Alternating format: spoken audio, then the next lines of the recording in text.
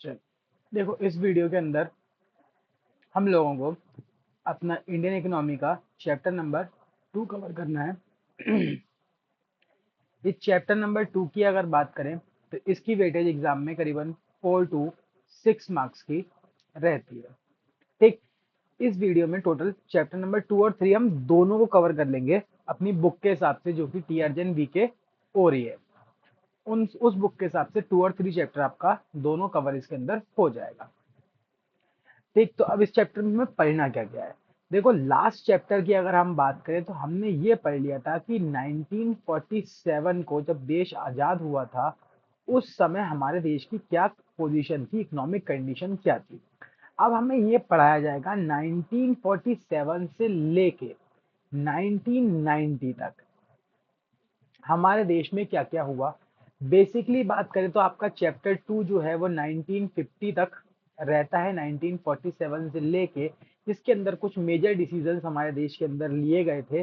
फिर उसके अलावा 1950 से लेके 1990 तक जो रहता है वो आपका चैप्टर नंबर 3 रहता है। ठीक, तो हम दोनों को साथ में कवर करेंगे एक ही वीडियो के अंदर। तो शुरू करते हैं, देखते हैं क्या क्या हुआ 1947 से लेके 1990 तक हमारे देश के अंदर। तो यहाँ देखो, after 200 years of British rule and their exploitative policies, India finally got freedom on 15 अगस्त 1947। ठीक, ब्रिटिशर्स के 200 साल के रूल के बाद और उनकी एक्सप्लॉइटिव पॉलिसीज के बाद इंडिया को 15 अगस्त 1947 को क्या हुआ, आजादी मिल जाती है। नाउ इट इज नेसेसरी, अब ये जरूरी था कि हम क्या करें, रिकंस्ट्रक्ट करें किसको, अपनी बैकवर्ड और स्टेगनेंट इकोनॉमी को इनटू अ डेवलप्ड इकोनॉमी। मतलब हमें क्या करना था, अब अपनी इकोनॉमी को एक अंडर डेवलप्ड इकोनॉमी से डेवलप्ड इकोनॉमी में कन्वर्ट करना था। नाउ अब गवर्नमेंट को ये डिसाइड करना था, decide the type of economic system. मतलब सरकार को अब एक इकोनॉमिक सिस्टम डिसाइड करना था कि हमारे देश में क्या इकोनॉमिक सिस्टम चलाया जाएगा which would be most suitable for India, जो इंडिया के लिए सबसे सही होगा। इकोनॉमिक सिस्टम क्या होता है, तो यहाँ पे बस यही पॉइंट एक इंपॉर्टेंट है। अगर बात करें डेफिनेशन, असर्शन रीजन में पूछ सकते हैं, इसके अलावा ऊपर के तीनों पॉइंट इररिलेवेंट है एग्जाम के पॉइंट ऑफ व्यू से। इकोनॉमिक सिस्टम जो होता है वो एक अरेंजमेंट होता है, किस चीज का, जिसकी मदद से सेंट्रल प्रॉब्लम्स जो होती हैं किसी भी इकोनॉमी के अंदर वो सॉल्व की जाती है। क्या होता है सेंट्रल प्रॉब्लम्स? हाँ, सेंट्रल प्रॉब्लम्स जो आपने एग्जाम में पढ़ी, 11th क्लास में पढ़ी थी, व्हाट टू प्रोड्यूस, ठीक, हाउ टू प्रोड्यूस और फॉर होम टू प्रोड्यूस, वो हमारी सेंट्रल प्रॉब्लम्स हैं। वैसे अगर रेफरेंस के लिए देखो तो यहाँ पे वो हमने मेंशन कर रखी है, लेकिन ये एग्जाम के पॉइंट ऑफ व्यू से इररिलेवेंट है एग्जाम में, क्योंकि नहीं पूछी जाएंगी आपसे क्वेश्चंस में, तो इन्हें पढ़ने की हमें ऐसी कोई नीड नहीं है। हाँ, इकोनॉमिक सिस्टम्स के बारे में हम थोड़ा सा पढ़ लेते हैं। बेसिकली आपको पता भी होगा, थोड़ा सा ओवरव्यू मैं दे देता हूँ चलो, कि क्या होती है तीनों प्रॉब्लम्स। वर्क टू प्रोड्यूस में हमें ये डिसाइड करना होता है कि हमें कौन से गुड्स और सर्विसेज को प्रोड्यूस करना है अपने देश के अंदर। हाउ टू प्रोड्यूस में हमें ये डिसाइड करना होता है कि जो गुड्स एंड सर्विसेज हैं वो किस तरीके से प्रोड्यूस किए जाएंगे। मतलब हम मजदूरों का इस्तेमाल करके प्रोडक्शन करेंगे, ठीक, या फिर हम मशीनों का इस्तेमाल करके प्रोडक्शन करेंगे। मतलब, और तीसरे में फॉर होम टू प्रोड्यूस, मतलब हमें ये डिसाइड करना है जो गुड्स प्रोड्यूस हुए हैं इन गुड्स को लोगों में बांटा जाए तो किस बेसिस पे बांटा जाए। तो ये तीनों प्रॉब्लम्स हमारी सेंट्रल प्रॉब्लम्स कहलाती हैं। अब इकोनॉमिक सिस्टम ये क्या थे, तो हमें अब तीन इकोनॉमिक सिस्टम्स होते हैं, तीन क्या, मोस्टली दो ही होते थे इकोनॉमिक सिस्टम्स के लिए। हमारे देश के जो बहुत ही पढ़े लिखे लोग थे उन लोगों ने बहुत जो है इधर उधर जाके बाकी देशों में स्टडी करी, बाकी देश के इकोनॉमिक सिस्टम्स को समझा, तो पता चला कि इकोनॉमिक सिस्टम्स दो तरीके के होते हैं। पहला होता है कैपिटलिस्ट इकोनॉमी। कैपिटलिस्ट इकोनॉमी वो इकोनॉमी होती है ये मैंने आपको फर्स्ट वीडियो में भी बताया था, पहले चैप्टर में भी, जिसमें मीन्स ऑफ प्रोडक्शन जो होते हैं आपके, उन्हें कौन ओन और कंट्रोल करता है, प्राइवेट सेक्टर कंट्रोल करता है। ठीक, यहाँ पे जो गवर्नमेंट का रोल होता है वो खाली लॉ एंड ऑर्डर मेंटेन करना होता है और कंट्री को डिफेंड करना होता है, उसके अलावा कोई और नहीं होता है। अब यहाँ प्रॉब्लम्स कैसे सॉल्व होती हैं, व्हाट टू प्रोड्यूस, क्या प्रोड्यूस किया जाए। तो भाई, प्रोड्यूस करने वाले कौन है, प्राइवेट सेक्टर है। तो प्राइवेट सेक्टर तो भैया वही गुड्स प्रोड्यूस करेगा जो कि प्रॉफिटेबल होंगे। हाउ टू प्रोड्यूस, कैसे प्रोड्यूस करे जाए। अब प्राइवेट सेक्टर है, हमारा तुम्हारा बिजनेस होता, नॉर्मल सी सोच के देखो कि तुमने एक टी शर्ट बनवानी है। ठीक, इस टी शर्ट को बनवाने के दो तरीके हैं, या तो आप लेबर से बनवा लो या मशीन से बनवा लो। अगर आप लेबर से बनवाओगे तो ये टी शर्ट मान लो 200 रुपए की बन के तैयार होगी, और आप अगर मशीन से बनवाओगे तो ये टी शर्ट 50 रुपए की बन के तैयार होगी। तो बताओ किससे बनवाओगे? मशीन से बनवाओगे ना। क्यों? क्योंकि ये सस्ती पड़ रही है इसके मुकाबले। तो इसीलिए प्रोड्यूसर क्या करेगा, प्राइवेट सेक्टर क्या चूज करेगा, चीपर टेक्निक ऑफ प्रोडक्शन का इस्तेमाल करेगा। अगर लेबर सस्ती होगी तो लेबर इंटेंसिव को यूज करेगा, और अगर लेबर कॉस्टली होगी तो कैपिटल इंसेंटिव मेथड यूज किया जाएगा। फॉर होम टू प्रोड्यूस, किसके लिए बनाए जाएंगे गुड्स? गुड्स भाई बनाए जाएंगे उसके लिए जो गुड्स को खरीद सकता है। ऑब्वियस सी बात है, प्राइवेट सेक्टर वो गुड्स बनाता है जो इंसान, मतलब लोगों की परचेजिंग पावर के हिसाब से बनाता है। तो यहाँ पे लिखा भी है गुड्स प्रोड्यूस्ड, ये आर नहीं आएगा बीच में, goods produced are distributed to people on the basis of income और परचेजिंग पावर। मतलब गुड्स जो है प्रोड्यूस की जाएंगे और डिस्ट्रीब्यूट किए जाएंगे किसके बेसिस पे? परचेजिंग पावर के बेसिस पे। दूसरे टाइप की इकोनॉमी होती है हमारी। अब इस इकोनॉमी के कुछ फायदे भी होते हैं, चलो वो भी डिस्कस कर लेते हैं। तो इसके सर बेनिफिट क्या है? अगर बात करें इसके कुछ बेनिफिट्स हैं, क्या बेनिफिट्स हैं, तो इस इकोनॉमी के अंदर आपको जीडीपी ग्रोथ देखने को मिलेगा। देखो, प्रोड्यूसर वो गुड्स प्रोड्यूस करेगा जो क्या होंगे, उसके लिए फायदेमंद होंगे, मतलब जो उसे प्रॉफिट अर्न करके देंगे। तो जीडीपी ग्रोथ यहाँ पे हमारी बढ़ जाती है। ठीक, इसके कुछ नुकसान भी हैं। क्या नुकसान है? डीमेरिट्स। डीमेरिट्स की अगर बात करें तो यहाँ पे सोशल वेलफेयर को बिल्कुल निग्लेक्ट कर दिया जाएगा।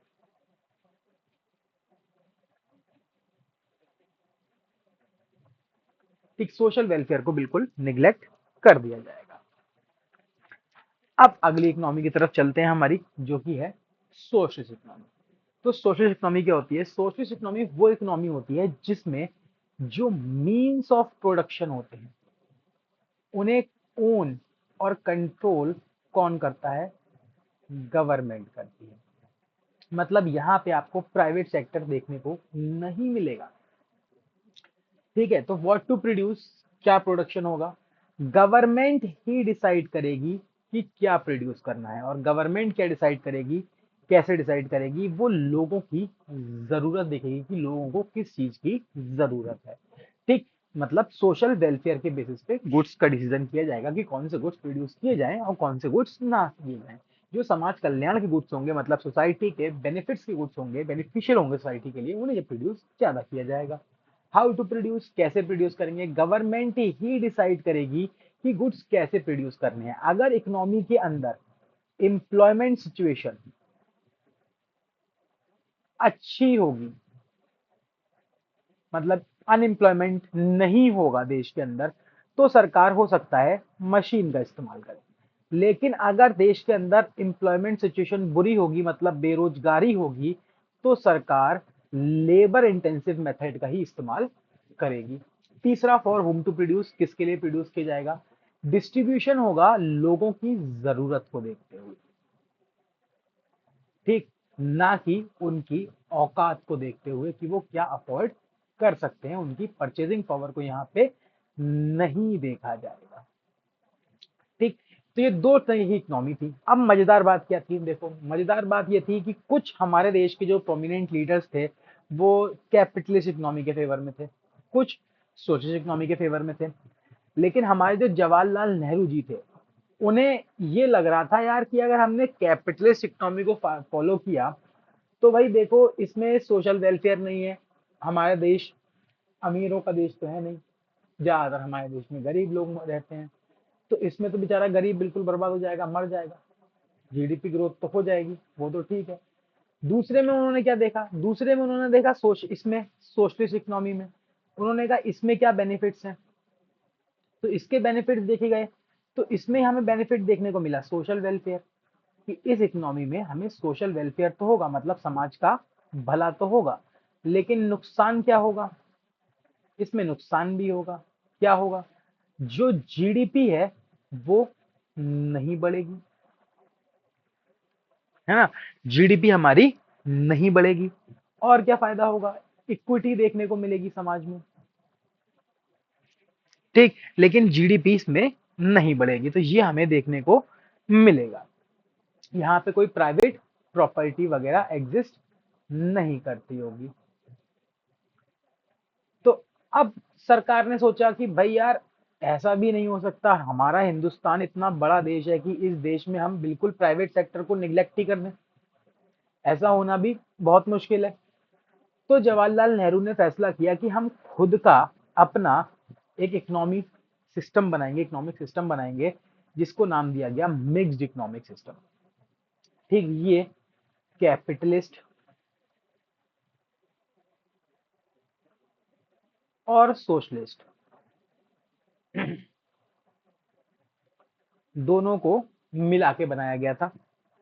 ठीक, अब ये है क्या, तो इसकी बात कर लेते हैं। मिक्स इकोनॉमिक सिस्टम एक ऐसा सिस्टम होता है जिसके अंदर पब्लिक और प्राइवेट सेक्टर अपना अपना रोल निभाते हैं सेंट्रल प्रॉब्लम्स को सॉल्व करने के लिए, मतलब दोनों साथ में काम करते हैं। मिक्स इकोनॉमी में गवर्नमेंट और मार्केट जो होते हैं वो साथ में सेंट्रल प्रॉब्लम्स का सोल्यूशन ढूंढते हैं।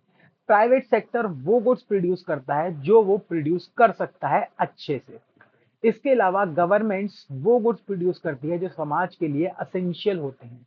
ठीक, जो मार्केट प्रोड्यूस नहीं कर पाता है उन गुड्स को सरकार प्रोड्यूस करती है। ठीक, यहाँ पे दोनों साथ में चलते हैं। यहाँ देश को प्रोटेक्ट करने का, लॉ एंड ऑर्डर का काम जो होता है वो गवर्नमेंट करती है, यहाँ पे भी लॉ एंड ऑर्डर गवर्नमेंट ही देखती है सोशलिस्ट में, और देश को प्रोटेक्ट करने का काम भी गवर्नमेंट ही करती है, यहाँ पे भी वही काम गवर्नमेंट करती है।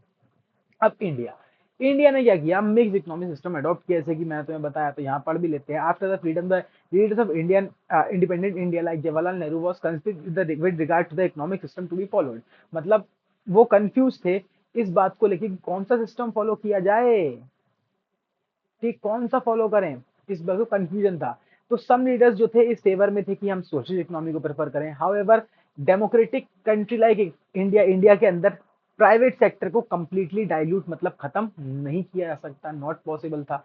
इस कैपिटलिस्ट सिस्टम जो था वो जवाहरलाल नेहरू को पसंद नहीं था। क्यों पसंद नहीं था, क्योंकि इस सिस्टम के अंदर इंप्रूवमेंट के चांसेस नहीं थे गरीबों की जिंदगी में, और हमारे देश में मेजोरिटी ऑफ पीपल गरीब ही हुआ करते थे।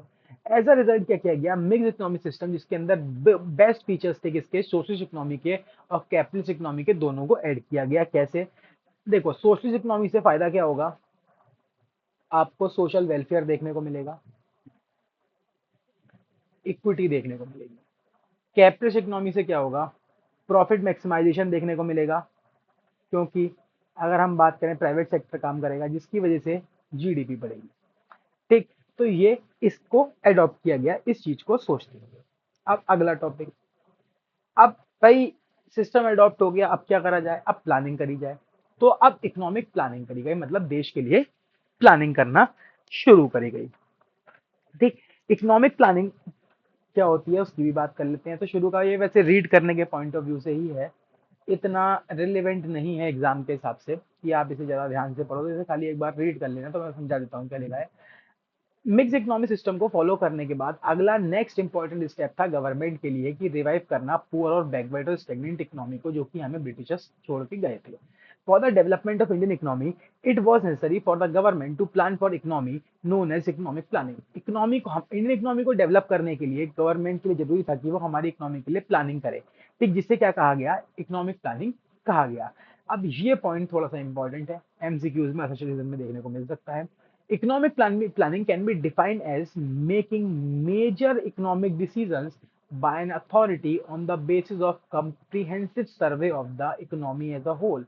मतलब इकोनॉमिक प्लानिंग में हमें मेजर इकोनॉमिक डिसीजंस लेने थे कि हम किस तरीके से देश को डेवलप करेंगे। तो उसके लिए क्या किया गया, देश का एक कॉम्प्रिहेंसिव सर्वे किया गया एक अथॉरिटी के थ्रू, जिसका नाम रखा गया, सर्वे करने वाली जो अथॉरिटी थी अगर हम बात करें, वो तो आपकी एनएसएसओ और आईएसओ हुआ करती थी, और अथॉरिटी जो थी वो हमारी प्लानिंग कमीशन कहलाई, जिसने ये प्लान्स बनाए थे। ये हमें आगे पढ़ने को भी मिलेगा, तो पढ़ लेते हैं। To make planning effective, planning का काम करने के लिए गवर्नमेंट ने सेटअप किया क्या, प्लानिंग कमीशन। कब सेटअप किया, 1950 के अंदर। उस समय प्रधानमंत्री जो थे हमारे जवाहरलाल नेहरू, वो इसके चेयरमैन हुआ करते थे। ठीक। Planning is done to achieve some predetermined goals in a specific time. जो प्लानिंग करी गई थी वो कुछ प्री डिटरमाइंड गोल्स को हासिल करने के लिए की गई थी एक स्पेसिफिक टाइम के अंदर, जैसे हम बिजनेस में करते हैं, बिजनेस में पढ़ते हैं। ठीक। India's plan are made for 5 year. हमारे यहाँ जो प्लान्स थे वो 5 साल के स्पेसिफिक पीरियड के लिए बनाए गए थे, इसीलिए इनको नाम दिया गया क्या, 5 ईयर प्लान्स। ठीक। इन 2014 के 2014 में प्लानिंग कमीशन का नाम बदल के क्या रख दिया गया, नीति आयोग रख दिया गया। और अब ये पूरी कॉम्प्रिहेंसिव प्लानिंग करता है पूरी इकोनॉमी के लिए। ठीक।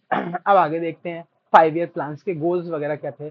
तो 5 ईयर प्लान्स जो थे वो बनाए गए थे इस चीज को पक्का करने के लिए कि जो वीकर सेक्शन है हमारी सोसाइटी के या पॉपुलेशन के, उनको बेनिफिट्स मिले।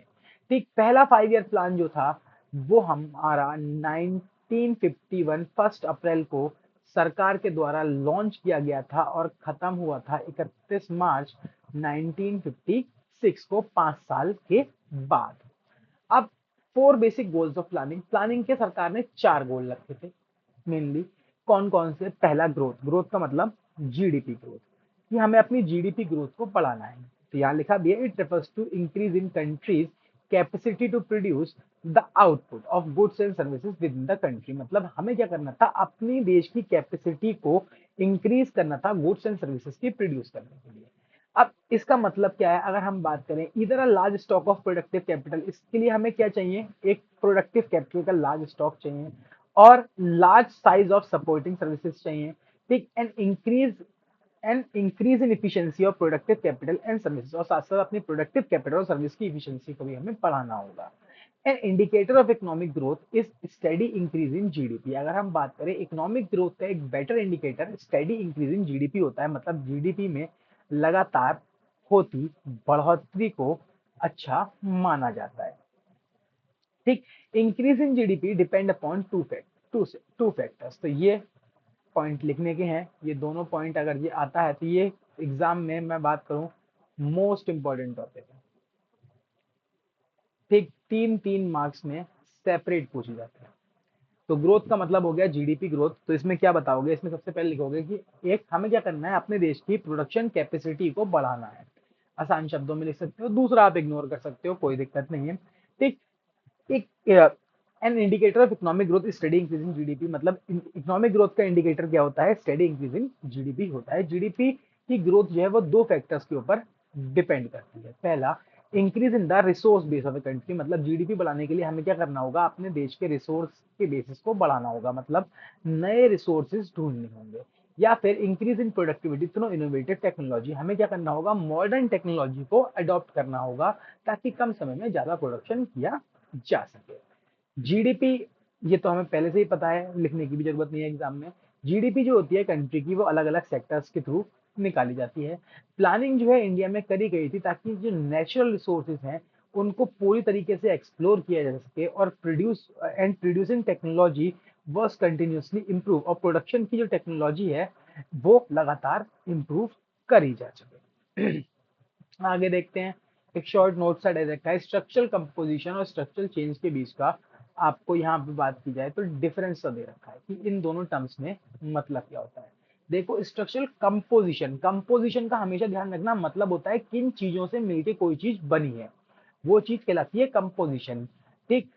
अब composition of each sector to a GDP of a country make up the structural composition. मतलब हर सेक्टर का कंपोजिशन जीडीपी के अंदर स्ट्रक्चरल कंपोजिशन कहलाता है इकोनॉमी का। जैसे कि हमने उस समय बात की थी, जीडीपी जो होती है वो टोटल प्रोडक्शन लेके चलती है। मान लो प्राइमरी में इतना हुआ, सेकेंडरी में इतना हुआ, टर्शरी में इतना हुआ, तो टोटल जीडीपी हमारी 100 हो गई। ठीक। तो ये स्ट्रक्चरल कंपोजिशन है कि जीडीपी में किसका कितना हिस्सा है। जैसे कि हम पढ़ के आए थे ऑक्यूपेशनल स्ट्रक्चर में, अगर मैं बात करूं कंपोजिशन, उसमें क्या था सर, तो उसमें एग्रीकल्चर सेक्टर में 72% था, 10% इंडस्ट्रियल सेक्टर में था, और 10.1 इसमें था, और 17 पॉइंट कुछ करके 72.7 इसमें था, 17.2 करके इसमें था आपका, था। टर्शरी सेक्टर में। ये कंपोजिशन होता है, ठीक। यहाँ दे भी रखा है, in agriculture in India, India के अंदर एग्रीकल्चर सेक्टर जो है जीडीपी में 7.8% कंट्रीब्यूट करता है, इंडस्ट्रियल सेक्टर 25% कंट्रीब्यूट करता है, और सर्विस सेक्टर 56% कंट्रीब्यूट करता है। सबसे ज्यादा कौन कंट्रीब्यूट करता है? सर्विस सेक्टर कंट्रीब्यूट करता है। स्ट्रक्चरल चेंज मतलब क्या है? जैसे जैसे कम कोई भी देश बढ़ता है, ठीक, तो उसका स्ट्रक्चर चेंज होने लगता है। मतलब कहने का है, जैसे कि यहाँ पे अगर इंडिया की जीडीपी 100 रुपए है, तो 17.17 रुपए 8 पैसे एग्रीकल्चर से आते हैं, 25 रुपए 8 पैसे सेकेंडरी सेक्टर से आते हैं, और 56 रुपीज 40 पैसा अगर हम बात करें, ये 80 है और ये भी 80 है और ये 40 है, 40 पैसा ये कहाँ से आता है? ये हमारा टर्शरी सेक्टर से आता है। तो यहाँ इन्होंने लिखा है जैसे जैसे एक देश डेवलप करता है, वैसे वैसे जो कंट्रीब्यूशन होता है हर सेक्टर का जीडीपी में, वो चेंज होता रहता है। इसी चेंज को स्ट्रक्चरल चेंज कहते हैं। जैसे कि आजादी के टाइम पे अगर हम बात करें, तो हमारी जीडीपी जो थी, जैसे अभी के टाइम पे इन्होंने जीडीपी का क्या बताया? इन्होंने अभी के टाइम पे जीडीपी का बताया कि भाई एग्रीकल्चर है, सेकेंडरी है और टर्शरी है। एग्रीकल्चर में 17.8 है, और सेकेंडरी में 25.8 है, और इसमें 56.4 है। अब ये बता रहे हैं कि जब जीडीपी हमारे देश की, जब आजाद हुआ था देश, उस समय एग्रीकल्चर में, सेकेंडरी में और टर्शरी में, इसमें कितना कितना था देखो दे रखा है। 50% एग्रीकल्चर का जो सब शेयर था वो जीडीपी में 50% हुआ करता था। तो लगा लो, मतलब अगर 100 रुपए जीडीपी से आ रहे हैं तो 50 रुपए एग्रीकल्चर से आ रहे थे। लेकिन 1990 आते आते सर्विस सेक्टर का जो शेयर था उस समय बहुत कम होगा, ठीक, वो बढ़ के कितना हो गया था? 40.59 हो गया था, और एग्रीकल्चर सेक्टर का शेयर जो था वो घट गया था। तो इसी चीज को कहा जाता है क्या? Structural change. ठीक, उम्मीद करता हूं समझ में आ गया होगा। अगला हमारा गोल क्या था? अगला गोल था मॉडर्नाइजेशन। मॉडर्नाइजेशन की बात करें तो मॉडर्नाइजेशन हो गया, मतलब हमें क्या करना है? नई टेक्नोलॉजीज को अडॉप्ट करना है। मॉडर्नाइजेशन को यहाँ पे दो तरीके से देखा गया। पहला, एडॉप्शन ऑफ टेक्नोलॉजी, ठीक। मॉडर्नाइजेशन का मतलब था हमें क्या करना है? इंक्रीज करना है production of goods and services through use of new technology. नई टेक्नोलॉजी का इस्तेमाल करके हमें अपने देश में गुड्स का प्रोडक्शन बढ़ाना है।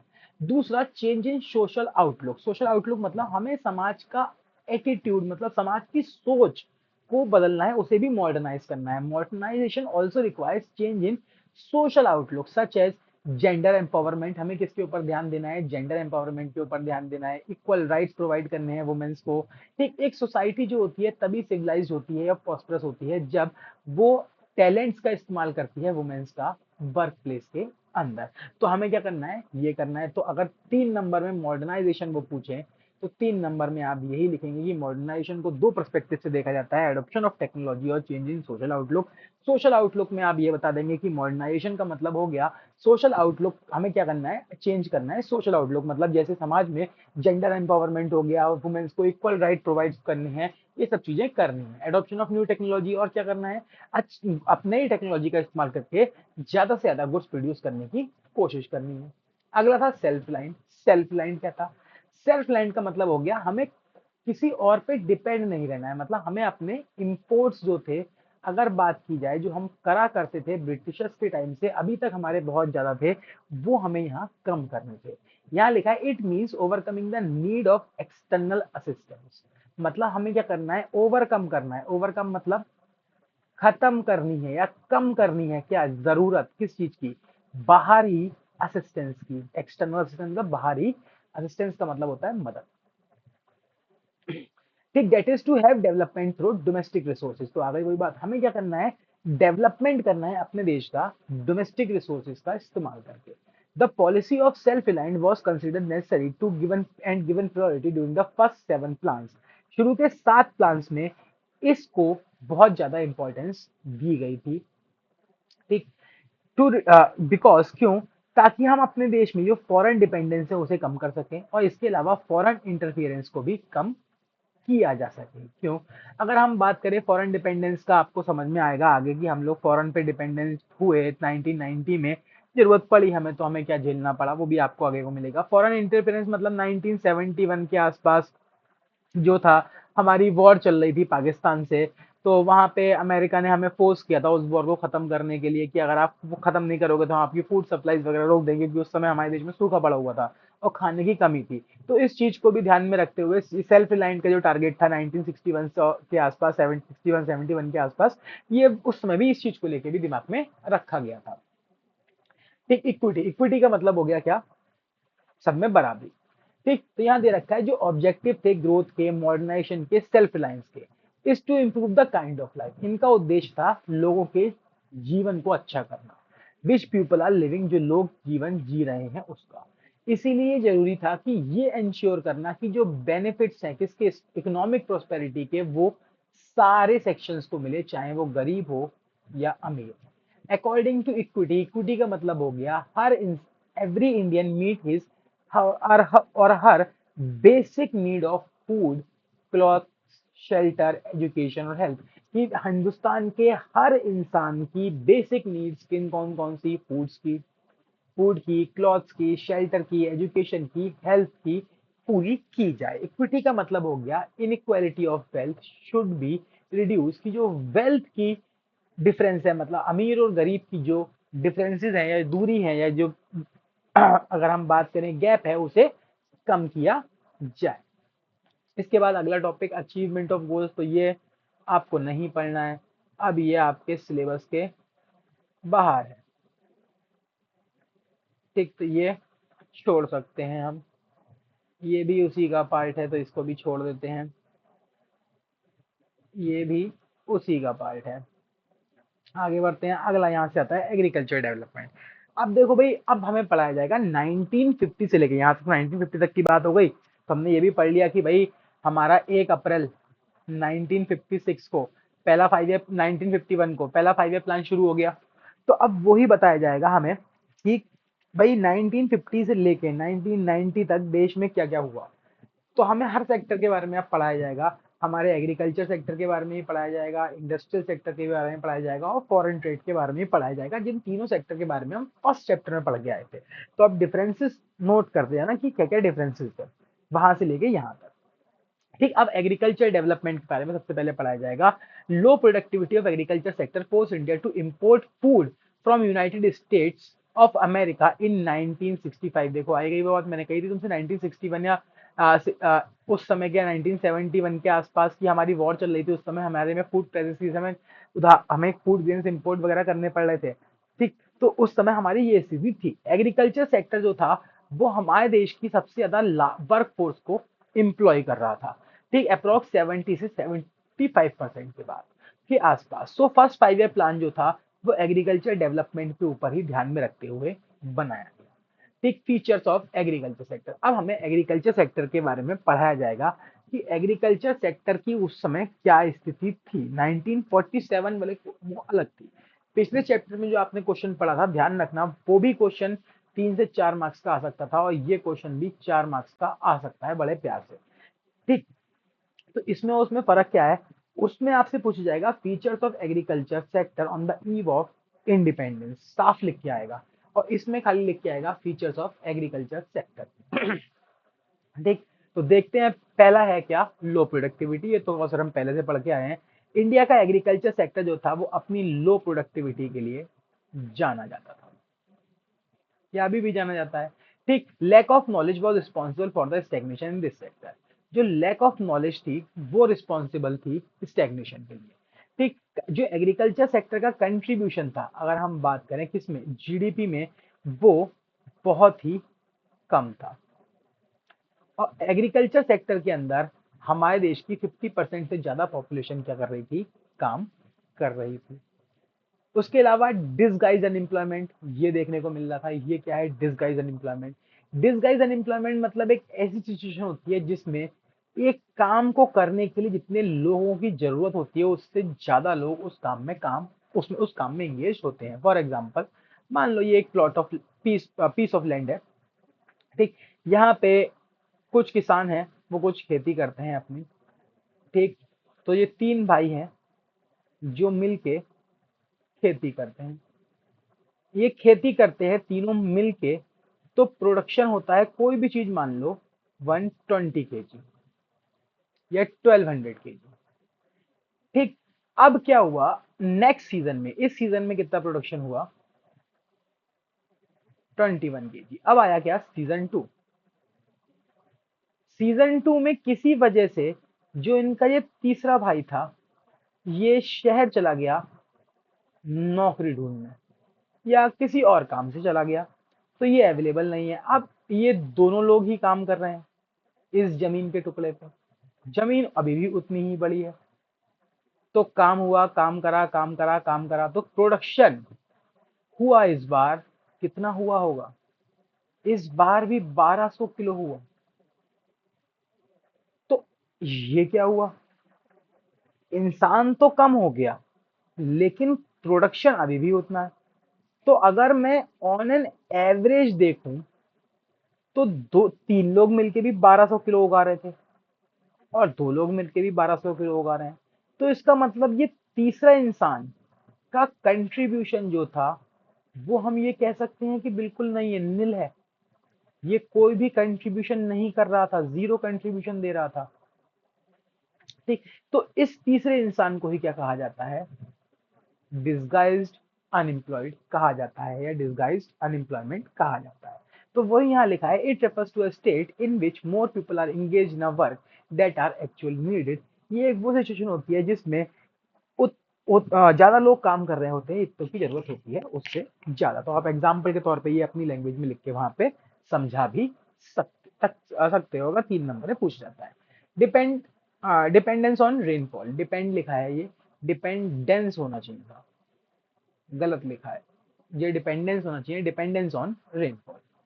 ठीक, हमें पता ही है, हमने पिछले चैप्टर में ही पढ़ा कि हमारे देश में इरिगेशन फैसिलिटीज ना के बराबर थी उस समय के टाइम पे। तो लिखा भी है, इरिगेशन फैसिलिटीज ना होने की वजह से जो फार्मर्स थे वो पूरी तरीके से रेनफॉल के ऊपर डिपेंडेंट थे, जो कि कैसा था, अनइवन था।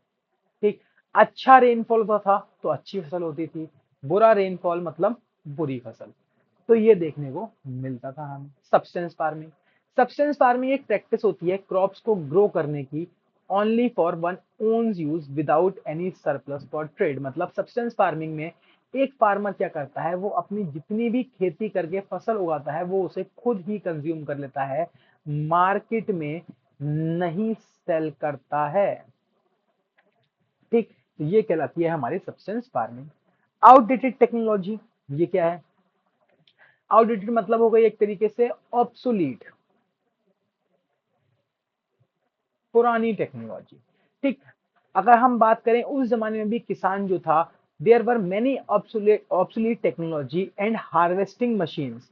These harvesting machines are mostly manual. मतलब उस समय के टाइम पे जो टेक्नोलॉजी थी वो बहुत ही पुरानी थी, और हार्वेस्टिंग मशीन्स वगैरह जो थी वो सारी मोस्टली मैनुअल हुआ करती थी। लोग गाय गाय भैंसों का इस्तेमाल करके, हल वगैरह का इस्तेमाल करके खेती करा करते थे। अब तो हार्वेस्टर्स वगैरह आ गए हैं जिनसे बहुत ज्यादा आसानी होती है, बहुत बढ़िया बढ़िया काम हो गए, ट्रैक्टर वगैरह आ गए हैं तो उससे आसान पड़ता है। ठीक, उस समय के टाइम पे मोस्टली काम मैनुअल हुआ कर रहा था, इसमें समय भी ज्यादा लगता था और मेहनत भी ज्यादा लगती थी। अगला, एग्रीकल्चर सेक्टर की सबसे बड़ी दिक्कत, conflict between landlord and tenants. Landlord का मतलब जमींदार, और टेनेंट्स का मतलब हो गया फार्मर्स। अब देखो, अंग्रेज तो चले गए, तो जमींदार थे, जब अंग्रेज चले गए तो उससे पहले ही वो बहुत कुछ कर चुके थे। वो क्या कर चुके थे सर, वो ये काम कर चुके थे, अगर कोई किसान बाई चांस, हमने कहा भी था, तुम्हें बताया भी था कि अगर कोई किसान लगान नहीं दे पाता था तो उस किसान की फसल उससे छीन ली जाती थी। अब मान लो उसके पास फसल भी नहीं है देने को, तो क्या होगा। ठीक, तो उस पर लगान का पैसा जो है उधारी के रूप में चढ़ा दिया जा सकता था, ठीक तरीके से। अगर और उसके पास अगर, अब अगली बार तो उसे फसल उगाने के लिए पैसा चाहिए, तो वो इस जमींदार से ही पैसे उधार लेता था। ये जमींदार उसकी जमीन को गिरवी रख के अपने पास पैसे उधार देता था और बाद में उसकी जमीन उससे छीन लेता था। तो ऐसे कर करके जमींदारों ने बहुत सारी जमीन जो थी वो अपने पास इकट्ठी कर ली थी, हथिया ली थी।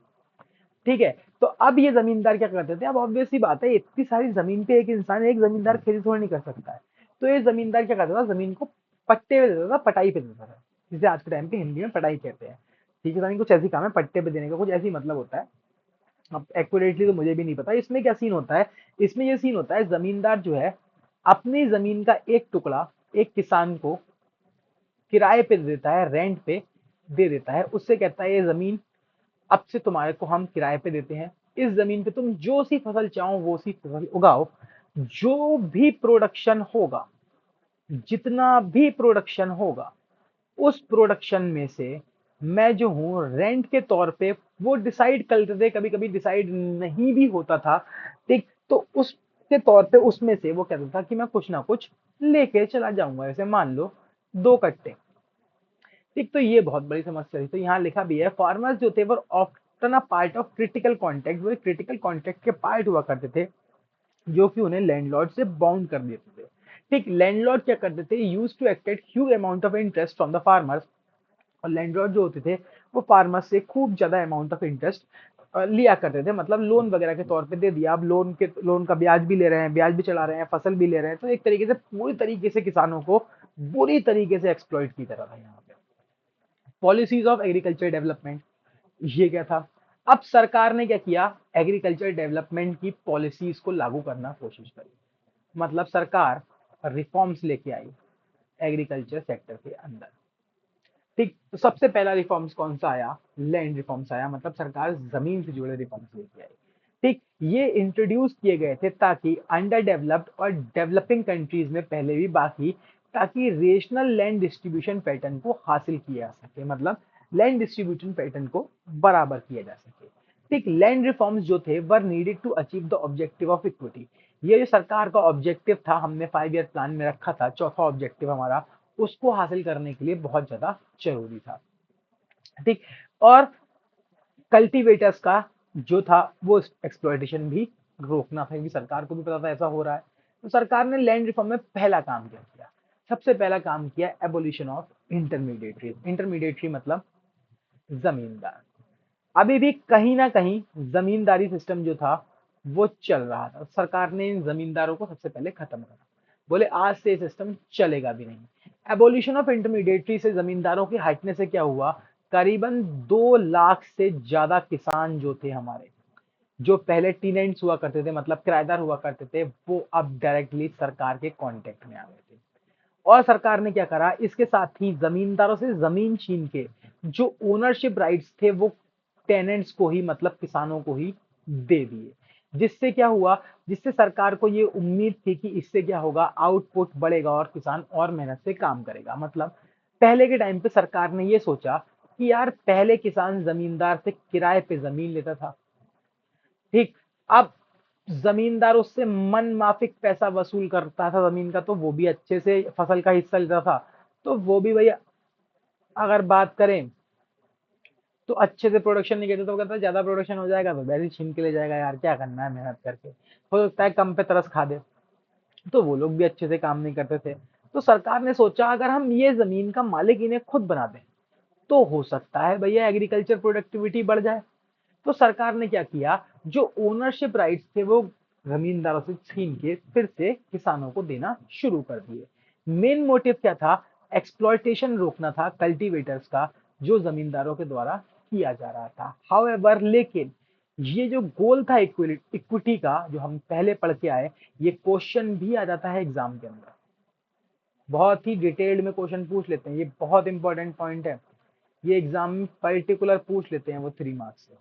क्या जो इक्विटी का गोल है वो पूरा कर पाई सरकार, तो नहीं, नहीं कर पाई। 1 नंबर इसका मिलेगा, 1 नंबर इसका मिलेगा, और 1 नंबर इस पॉइंट का मिलेगा लिखने के, तो 3 नंबर ऐसे मिलेंगे। ठीक, तो गोल जो इक्विटी का था वो पूरा नहीं हो पाया। क्यों नहीं पूरा हो पाया, क्योंकि इस रिफॉर्म में खेल हो गया।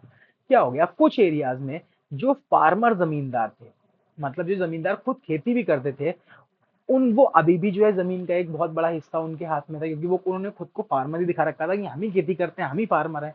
ठीक, by making use of some loopholes in the law, कुछ कानून में जो कमियां थी उनका इस्तेमाल करके। ठीक, इन सम केसेस, कुछ केसेस में जो टेनेंट्स थे, मतलब फार्मर्स थे, उनको भगा दिया जमींदार ने, और जमींदार ने खुद को सेल्फ कल्टीवेटर दिखा दिया, तो भी उनके पास से जमीन कहीं नहीं गई। तो एक ये समस्या थी, तो इसीलिए गोल जो था इक्विटी का पूरी तरीके से सर्व नहीं हो पाया था। दूसरा लैंड सीलिंग, सरकार ने दूसरा क्या काम किया, लैंड सीलिंग किया। लैंड सीलिंग का मतलब क्या किया, सरकार ने एक लिमिट फिक्स कर दी, जैसे कि एक फार्मर है या कोई भी एक इंसान है, सरकार ने फिक्स कर दी भाई इस फार्मर के पास 10 बीघा से ज्यादा जमीन नहीं हो सकती। अगर इसके पास 10 बीघे से ज्यादा जमीन होगी तो सरकार वो उससे छीन लेगी। ठीक, सपोज करो ये कोई एक फार्मर है, उसके पास 20 बीघा जमीन है। तो अब उसे पता चला, अपने ऊपर ही तुम लेके देखो कि तुम्हें पता लगा यार सरकार ने तो कहा है 10 बीघा से ज्यादा हो ही नहीं सकती, मेरे पास तो 20 बीघा है, 10 बीघा तो सरकार मुझसे छीन लेगी, ये तो नुकसान हो जाएगा मेरा। तो अब तुम क्या करो इस कंडीशन में? बेसिक लेवल पे जाके सोच के देखो, कोई तरीका है इससे बचने का? बहुत कॉमन सा तरीका है, उस समय भी वही इस्तेमाल किया गया। इन लोगों ने क्या किया, इस 20 बीघा को दो पार्ट में बांटा, 10 बीघा और 10 बीघा। 10 में तो इन्होंने बता दिया कि यार ये तो मेरी है। बोले जे किसकी है? बोले जे तो साहब मेरे चाचा के लड़के की है, मेरी मौसी के लड़के की है। ठीक, ऐसे करके दिखा दिया। तो उससे क्या हुआ, बच गए, जमीन नहीं गई। ऑब्वियस सी बात है। तो ये भी एक लूप होल था कानून में जिसका फायदा इन लोगों ने उठाया। तो वो यहाँ पे लिखा है, it refers to fixing the specific limit of land which could be owned by an individual. मतलब सरकार ने एक स्पेसिफिक लिमिट जो थी वो डिसाइड कर दी कि जो एक इंसान ओन कर सकता है। 10 बीघा तो मैंने खाली एग्जाम्पल दिया है, ठीक है, ये खाली एक एग्जाम्पल है, कहीं से असलियत समझ लो। ठीक, एक ओन कर सकता था। बियॉन्ड द स्पेसिफिक लिमिट, इस लिमिट के बाद all the land belonging to a particular person would be taken over by the government. इस लिमिट के अलावा अगर आपके पास कोई भी जमीन होती थी, ठीक, वो सरकार क्या करती थी, टेकन ओवर कर लेती थी। लैंड सीलिंग के लिए, the purpose of land ceiling was to reduce concentration of land ownership in few hands. Land ceiling के पीछे सरकार का अगर हम बात करें मेन पर्पस या मेन ऑब्जेक्टिव क्या था, तो ये वो एमसीक्यू में पूछ सकते हैं। ये पॉइंट इंपॉर्टेंट है, वैसे तो पूरा ही इंपॉर्टेंट है। ठीक, लैंड सीलिंग भी 3 नंबर में सेपरेटली पूछ लिया जाता है। तो ये चैप्टर बहुत ज्यादा इंपॉर्टेंट है, कोई भी क्वेश्चन इससे आ सकता है। इसके अलावा एबोल्यूशन ऑफ इंटरमीडिएट ट्रीज को भी 3 नंबर में सेपरेटली पूछ लिया जाता है। ठीक है, तो इसका मेन पर्पस था कंसंट्रेशन ऑफ लैंड का। जो ओनरशिप, लैंड ओनरशिप में कंसंट्रेशन है वो कुछ हाथों में ना रहे। मतलब जो लैंड का, जमीन का मालिकाना हक है, वो किसी कुछ ही हाथों में ना रहे। मतलब किसी एक ही इंसान की सारी जमीन ना हो जाए, वरना बहुत दिक्कत हो जाएगी, मोनोपोली क्रिएट हो जाएगी। ठीक, बिग लैंडलॉर्ड्स जो थे, बड़े बड़े जमींदार जिनके पास खूब जमीन थी, delayed its implementation and they use this time to get land registered in the name of their close relatives। बड़े बड़े जमींदारों ने क्या किया, उन्होंने क्या किया, इस लॉ के कानून के इम्प्लीमेंटेशन को रोकने के लिए एक तरीके से प्रोटेस्ट वगैरह करना शुरू किए और बहुत दिक्कत क्रिएट की सरकार के लिए। इससे इन्हें कुछ समय मिल गया और उस समय का फायदा उठा के इन्होंने जो जमीन थी वो अपने मौसी चाचा ताऊ के लड़के के नाम पे रजिस्टर करा दी। कलेसी खत्म हो गया, सरकार को प्रूफ दे दिया कि भाई हाँ, सरकार ने भी पूछा ना, बोले चाचा के लड़के की जमीन है, बोले हाँ हाँ चाचा के लड़के की है, बोले ला सबूत। सरकार भी बहुत चलो थी, तो अब सबूत बनवाने में तो समय लगेगा, तो इन्होंने वो सबूत भी बनवा लिया। तो इस तरीके से ये बच गए। कंसोलिडेशन ऑफ होल्डिंग, ये क्या हुआ, सरकार ने ये काम किया। तुम्हें याद है हमने लास्ट चैप्टर में पढ़ा था स्मॉल और फ्रेगमेंटेड होल्डिंग वाला एक पॉइंट, हमने एग्जांपल लिया था, एक रामू काका थे, ठीक, जिनकी पास हमने कहा था 10 बीघा जमीन है। इनकी 10 बीघा जमीन, तुम्हें याद होगा मैंने बताया था कि 2 बीघा पीलीभीत में है, ठीक, 2 बीघा बदायूं में है, और मान लो 3 बीघा जो है वो आपकी रामपुर में है, और 3 बीघा बरेली में। ठीक, तो अब रामू काका जिनके पास 10 बीघा जमीन थी ऐसे स्मॉल और फ्रेगमेंटेड होल्डिंग्स में, तो सरकार ने इन्हें एक ऑफर दिया। एक सरकारी रिप्रेजेंटेटिव आया, रामू काका से बोला, गवर्नमेंट ऑफिसर, चाचा चाचा एक ऑफर है तुम्हारे लिए। चाचा ने कहा बताओ भाई क्या ऑफर है। उन्होंने कहा चाचा तुम्हारे पास ये 10 बीघा जमीन जो है ना, टुकड़ों में 3 बीघा बरेली में है, 2 बीघा पीलीभीत में है, 2 बीघा बदायूं में है, 3 बीघा रामपुर में है। बोले हाँ। तो बोले एक काम करो, ये जमीन मुझे दे दो। चाचा ने कहा है क्या कह रहे यार। तो इन्होंने समझाया, इन्होंने कहा चाचा देखो, तुम हमें ये टुकड़ों वाली जमीन दे दो, हम तुम्हें इकट्ठी 10 बीघा जमीन जो है वो कहाँ दे देते हैं, बरेली शहर के अंदर दे देते हैं। चाचा को ऑफर अच्छा लगा, चाचा ने क्या करा, कंसोलिडेट करा ली। तो इस चीज को कहते हैं कंसोलिडेशन ऑफ लैंड होल्डिंग। तो यही यहाँ बताया गया है, कंसोलिडेशन एक प्रैक्टिस थी to allot land to farmers at one place for his scattered holding here and there. मतलब यहाँ पे सरकार क्या करती थी, लैंड अलॉट करती थी फार्मर को, उसकी जो स्कैटर्ड होल्डिंग थी उनकी जगह एक जगह पे, उनके बदले एक जगह पे।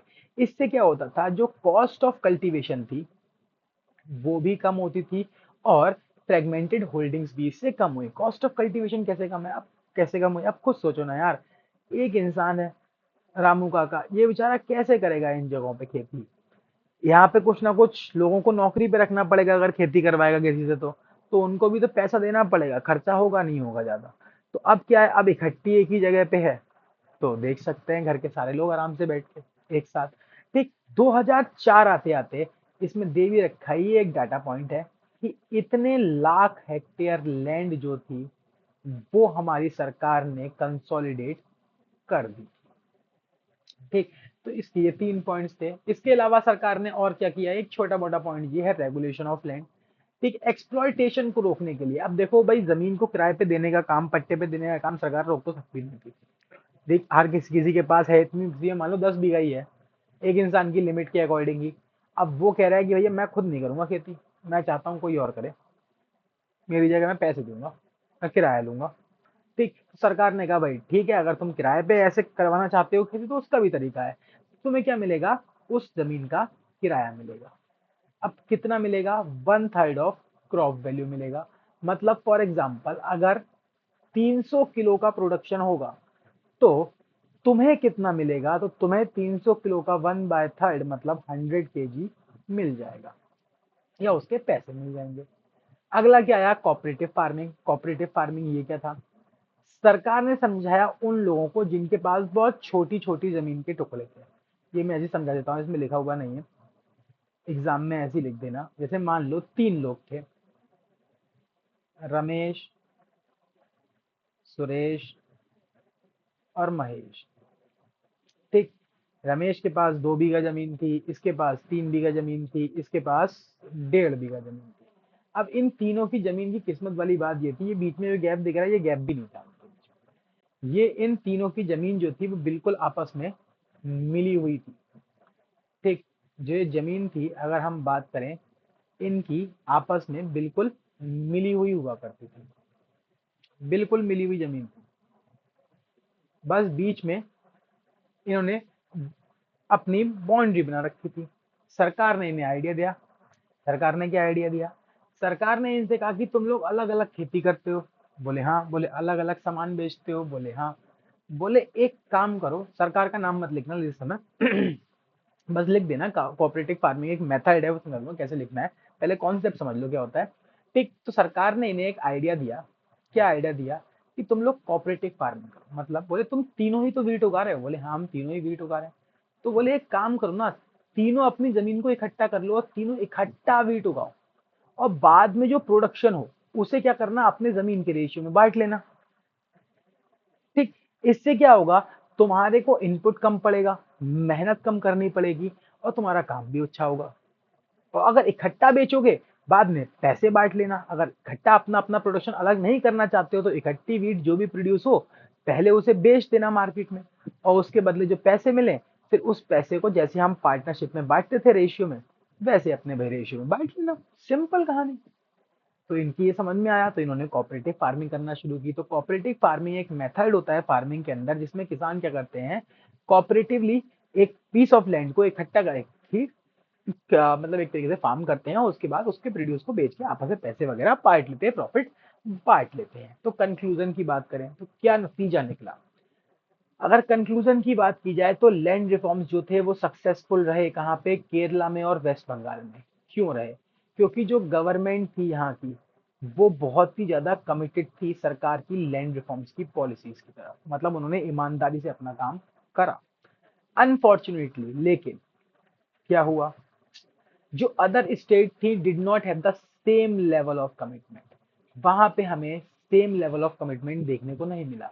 इसलिए आज भी हमें हमारे स्टेट्स में, उत्तर प्रदेश की स्टेट्स में या फिर इधर बिहार वगैरह की स्टेट्स में इनइक्वालिटी देखने को मिलती है लैंड होल्डिंग के अंदर। Basic objective is to promote equality in rural area. अगर बात करें तो सरकार का इन तीनों रिफॉर्म्स के ऊपर, जो सरकार ने लैंड रिफॉर्म्स लेके आई, इन लैंड रिफॉर्म्स के ऊपर एक ही ऑब्जेक्टिव था, क्या करना, प्रमोट करना, किस चीज को, इक्वालिटी को। ठीक, चलो आगे बढ़ते हैं। अब सरकार दूसरे रिफॉर्म्स भी लेके आई। कौन से आए थे दूसरे रिफॉर्म्स? दूसरे आए हमारे टेक्निकल रिफॉर्म्स। टेक्निकल रिफॉर्म्स मतलब हमने पढ़ा था ना, मॉडर्नाइजेशन करना है। तो यहाँ पे सरकार ने क्या करा, सरकार ने कहा कि भाई एग्रीकल्चर में भी कोई नई टेक्नोलॉजी लेके आओ। तो सरकार यहाँ पे नई टेक्नोलॉजी लेके आई जिसका नाम था ग्रीन रेवोल्यूशन। अब ये क्या था sir green revolution? Green revolution एक तरीके की टेक्नोलॉजिकल रिफॉर्म था जिसके अंदर सरकार ने क्या किया था, जिसके अंदर सरकार ने फूड ग्रेन्स के प्रोडक्शन को इंक्रीज करा। किसका इस्तेमाल करके? HYV सीड्स का इस्तेमाल करके। ठीक, तो हम यहाँ देखते भी हैं, पढ़ने को भी मिलेगा। यहाँ लिखा भी है 72.7% जो इंडिया की पॉपुलेशन थी वो एग्रीकल्चर के ऊपर डिपेंडेंट थी। इंडिया का एग्रीकल्चर, हम पीछे भी पढ़ के आए, मानसून के ऊपर पूरी तरीके से डिपेंडेंट था। तो ये पॉइंट इग्नोर भी कर सकते हो आप पढ़ते समय। ठीक, वेरी स्मॉल फार्मर्स के पास, बहुत ही कम फार्मर्स के पास जो थे वो गुड इरिगेशन फैसिलिटीज हुआ करती थी। ठीक, ये भी लिखने की जरूरत नहीं, ये भी हम पहले पढ़ चुके हैं। जो स्टैग्नेशन था in agriculture sector was permanently broken by green revolution. तो यहाँ से हमें पढ़ना है, जो स्टैग्नेशन था, मतलब जो हमने पीछे लो प्रोडक्टिविटी वगैरह देखी, वो लो प्रोडक्टिविटी जो थी वो खत्म कर दी, परमानेंटली ब्रोक कर दी किसने? ग्रीन रेवोल्यूशन ने। Green revolution refers to increase in production of food grains due to the use of HYV seeds। Green revolution के अंदर जो फूड ग्रेन्स का प्रोडक्शन था उसको बढ़ा दिया गया था HYV सीड्स का इस्तेमाल करके। तो कितने परसेंट से बढ़ा दिया था? 25% से बढ़ा दिया था HYV सीड्स ने। ठीक, HYV सीड्स कहते हैं हाई यील्डिंग वैरायटी सीड्स थे, इन्हें मिरेकल सीड्स भी कहा जाता है। तो ये एमसीक्यूज में पहले कई बार पूछा गया है। अब HYV सीड्स के बारे में पढ़ा जाएगा। HYV सीड्स 1965 के आसपास हमारे सामने आए थे। ठीक, ये ग्रीन रेवोल्यूशन के पीछे की मेन रीजन था, या कह लो मेन जड़ थी, जिसकी ठीक मिरेकल सीड्स भी इन्हें कहा जाता है। ये सीड्स जो थे can be used in those places where there are adequate facility for drainage और वाटर सप्लाई। लेकिन इन सीड्स के संग एक समस्या भी थी। क्या? इन सीड्स का इस्तेमाल खाली उन जगहों पे हो सकता था जहां पे अच्छी ड्रेनेज और वाटर सप्लाई मौजूद हो। और इसके अलावा as compare to ordinary seeds, जो हमारे ऑर्डिनरी मतलब ट्रेडिशनल सीड्स थे जिनका किसान इस्तेमाल पहले से करते आ रहे थे, उनके मुकाबले ये सीड्स जो थे इन्हें हैवी डोसेस चाहिए होती थी किसकी? केमिकल फर्टिलाइजर की। ठीक, इसलिए HYV seeds, to use HYV seeds Indian farmers need good financial resources. HYV seeds को इस्तेमाल करने के लिए या ग्रीन रेवोल्यूशन की टेक्नोलॉजी को यूज करने के लिए किसान के पास बहुत ही ज्यादा अच्छे फाइनेंशियल रिसोर्सेज होना जरूरी थे, क्योंकि HYV सीड्स जो थे वो बहुत ही ज्यादा क्या थे? एक्सपेंसिव हुआ करते थे। अब आगे बढ़ते हैं। Elements of HYV technology. HYV technology में क्या क्या था? तो HYV टेक्नोलॉजी की अगर हम बात करें, HYV seeds gain popularity for wheat, bajra, rice, मेज, ज्वार, कॉटन। मतलब इसके अंदर सबसे पहले सीड्स थे जो किन किन चीजों, किन किन फसलों के लिए आए, इन इन फसलों के लिए आए थे। केमिकल फर्टिलाइजर्स, मतलब according to fertilizer association of India, India